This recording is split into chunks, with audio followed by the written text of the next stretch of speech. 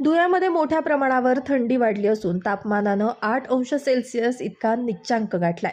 गेल्या 2 ते 3 दिवसांपासून कडाक्याची थंडी पडत असल्यानं नागरिक आता शाल, टोपी, स्वेटर याचबरोबर शेकोटीचा आधार घेताना दिसून येत आहेत।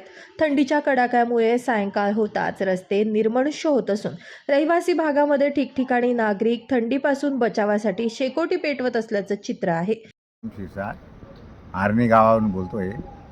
या 2-4 दिवसापासून अशी थंडी जोरात चालू आहे तर म्हाताऱ्या माणसांना जे दमवाले आहेत त्यांची अशी प्रगती झाली आहे।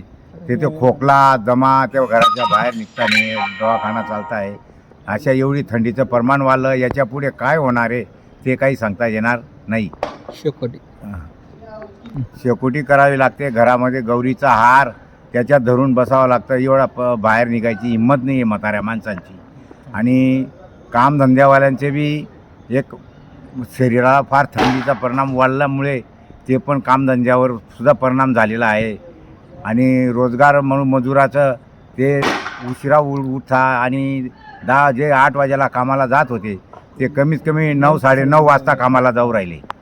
ही थंडी गुलाबी भासत असली तरी मात्र अचानक वाढलेल्या थंडीनं यामुळे अबालवृद्धांना सर्दी पडसं होण्याचं प्रमाण देखील काहीसं वाढलंय। यामुळे सर्वांनीच काळजी घेण्याची गरज आहे। Bureau report, Lumbini news, Dhule.